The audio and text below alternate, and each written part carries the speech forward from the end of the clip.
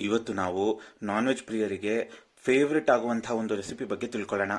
ಅದೇ red colour chicken ಕಬಾಬ್ನ ತಿಂದು bore ಆಗಿದ್ರೆ ಅಥವಾ ಈ ಕಬಾಬ್ಗೆ ಬೇರೆ ಏನಾದರೂ ಹೊಸ ಟ್ವಿಸ್ಟ್ ಕೊಡಬೇಕು ಅಂತ ಅನ್ಕೊಂಡಿದ್ರೆ ಈ ರೆಸಿಪಿಯನ್ನು ಟ್ರೈ ಮಾಡಿ.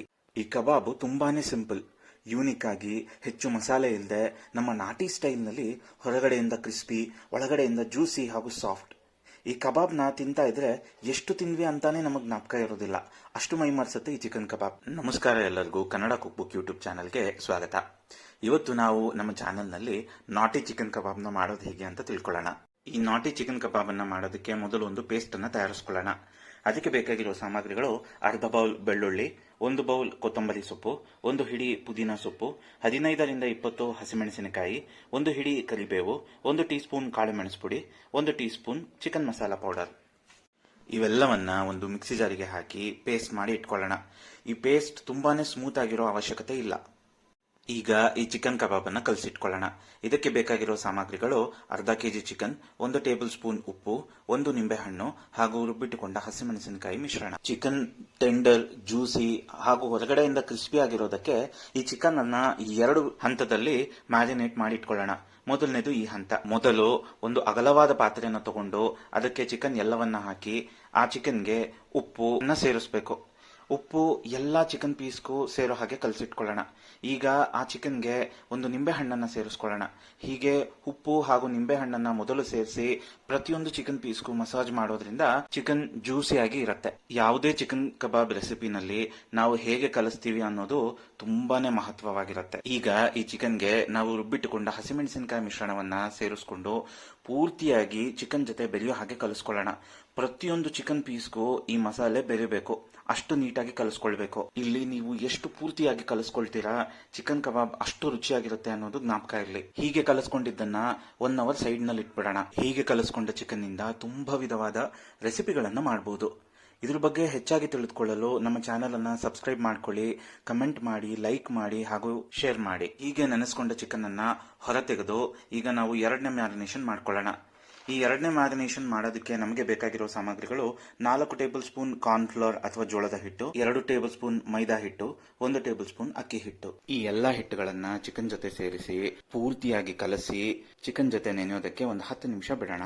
ನಾವು ಏನಕ್ಕೆ ಈ ಚಿಕನ್ ಅನ್ನ 2 ಹಂತದಲ್ಲಿ ಕಲಿಸ್ಕೊಂಡ್ವಿ ಅಂದ್ರೆ, ಒಂದೇ ಹಂತದಲ್ಲೇ ನಾವು ಹಿಟ್ಟನ್ನ ಚಿಕನ್ ಜೊತೆ ಸೇರಿಸಿ ಅರ್ಧ ಗಂಟೆಯಿಂದ 1 ಗಂಟೆ ನೆನೆಸಿದ್ರೆ ಕಬಾಬ್ ಅನ್ನ ಎಣ್ಣೆನಲ್ಲಿ ಕರಿವಾಗ ಹೆಚ್ಚು ಅಡಿಗೆ ಎಣ್ಣೆಯನ್ನ ಹೀರಿ ತಿನ್ನುವಾಗ ಹೆಚ್ಚು ಆಯಿಲಿ ಆಗಿರುತ್ತೆ ಅನ್ನೋದು ನೆನಪಿರ್ಲಿ. ಚಿಕನ್ ಅನ್ನ ಮೊದಲೇ ಉಪ್ಪು, ನಿಂಬೆಹಣ್ಣು ಹಾಗೂ ಮಸಾಲೆ ಜೊತೆ ಕಲಸಿ ನೆನೆಸಿಡೋದ್ರಿಂದ ಚಿಕನ್ ಈ ಎಲ್ಲಾ ಅಂಶವನ್ನ ಪೂರ್ತಿಯಾಗಿ ಹೀರ್ಕೊಂಡು ಕೊನೆಯಲ್ಲಿ ತಿನ್ನುವಾಗ ಟೇಸ್ಟಿಯಾಗಿರುತ್ತೆ. ಹೀಗೆ ಕಲಸಿಕೊಂಡ ಚಿಕನ್ ಅನ್ನ ಎಣ್ಣೆನಲ್ಲಿ ಫ್ರೈ ಮಾಡ್ಕೊಳ್ಳೋಣ.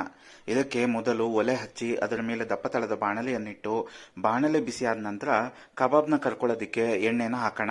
ಎಣ್ಣೆ ಬಿಸಿಯಾದ ನಂತರ ಕಲಸಿಟ್ಟುಕೊಂಡ ಕಬಾಬ್ ಮಿಶ್ರಣದಿಂದ ಒಂದೇ ಒಂದು ಚಿಕನ್ ಪೀಸನ್ನ ಎಣ್ಣೆನಲ್ಲಿ ಕರೆದುಕೊಂಡು ಅದರ ರುಚಿ ನೋಡಿ ನಿಮ್ಮ ರುಚಿಗೆ ಅನುಗುಣವಾಗಿ ಉಪ್ಪು ಬೇಕಿದ್ರೆ ಉಪ್ಪು, ಖಾರ ಬೇಕಿದ್ರೆ ಹಸಿಮೆಣಸಿನಕಾಯಿಯನ್ನ ರುಬ್ಬಿ ಹಾಕೋಬಹುದು ಅಥವಾ ಹುಳಿ ಬೇಕಿದ್ದಲ್ಲಿ ಅರ್ಧ ನಿಂಬೆ ಹಣ್ಣನ್ನ ಸೇರಿಸಿ ಪೂರ್ತಿಯಾಗಿ ಕಲಸಿ ಎಣ್ಣೆನಲ್ಲಿ ಕರೆದುಕೊಳ್ಳೋಣ. ಕಬಾಬನ್ನ ಎಣ್ಣೆನಲ್ಲಿ ಕರೆದುಕೊಳ್ಬೇಕಾದ್ರೆ ಮೊದಲು ಎಣ್ಣೆ ಕಾದಿರಬೇಕು. ಎಣ್ಣೆ ಹೊಗೆ ಬರೋ ಹಾಗೆ ಕಾಯಿಸ್ಕೊಂಡು ಕಬಾಬನ್ನ ಎಣ್ಣೆಗೆ ಸೇರಿಸ್ಕೊಂಡ್ರೆ ಕಬಾಬ್ ಹೊಗೆ ಹಾಕಿಸ್ಕೊಳ್ಳುತ್ತೆ ಅನ್ನೋದು ನೆನಪಿನಲ್ಲಿರಲಿ. ಆನ್ ಅ ಲೈಟರ್ ನೋಟ್, ಎಣ್ಣೆ ಕಾದಿರಬೇಕು. ಕಬಾಬನ್ನ ಎಣ್ಣೆಗೆ ಹಾಕುವಾಗ ಹಾಗೂ ಬೆಂದ ಮೇಲೆ ಎಣ್ಣೆಯಿಂದ ಹೊರತೆಗೆಯುವಾಗ ಗ್ಯಾಸ್ ಫ್ಲೇಮ್ ಅನ್ನ ಫುಲ್ ಹೈನಲ್ಲಿಡಿ. ಹೀಗೆ ಮಾಡ್ಕೊಳ್ಳೋದ್ರಿಂದ ಕಬಾಬ್ ಎಣ್ಣೆಯನ್ನ ಹೆಚ್ಚು ಹೀರೋಲ್ಲ ಹಾಗೂ ಕ್ರಿಸ್ಪಿ ಆಗಿರುತ್ತೆ. ಹಾಗೂ ನಡುವೆ ಕಬಾಬನ್ನ ಬೇಯಿಸ್ಕೊಳ್ಳುವಾಗ ಗ್ಯಾಸ್ ಫ್ಲೇಮ್ ಅನ್ನ ಮೀಡಿಯಂನಲ್ಲಿ ಇಡಿ. ಹೀಗೆ ಮಾಡ್ಕೊಳ್ಳೋದ್ರಿಂದ ಕಬಾಬ್ ಪೂರ್ತಿಯಾಗಿ ಒಳಗಿನವರೆಗೂ ಬೇಯುತ್ತೆ ಮತ್ತು ಜ್ಯೂಸಿ ಆಗಿರುತ್ತೆ.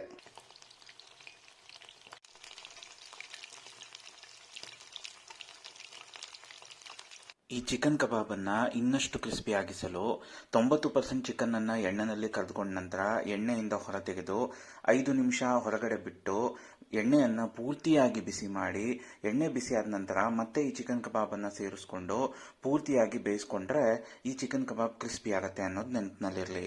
ಮತ್ತಿನ್ನೇನು, ಎಲ್ಲ ಕಬಾಬ್ ಪೀಸ್ಗಳನ್ನ ಎಣ್ಣೆನಲ್ಲಿ ಕರ್ಕೊಂಡು ಜೊತೆಗೆ ಪರಿಮಳಕ್ಕೋಸ್ಕರ ಕರಿಬೇವಿನ ಸೊಪ್ಪು ಹಾಗೂ ಹಸಿಮೆಣಸಿನಕಾಯಿನ ಎಣ್ಣೆನಲ್ಲಿ ಸೇರಿಸ್ಕೊಂಡು ಕರೆದುಕೊಂಡ್ರೆ ರುಚಿ ರುಚಿಯಾದ ನಾಟಿ ಚಿಕನ್ ಕಬಾಬ್ ತಿನ್ನಲು ಸಿದ್ಧ.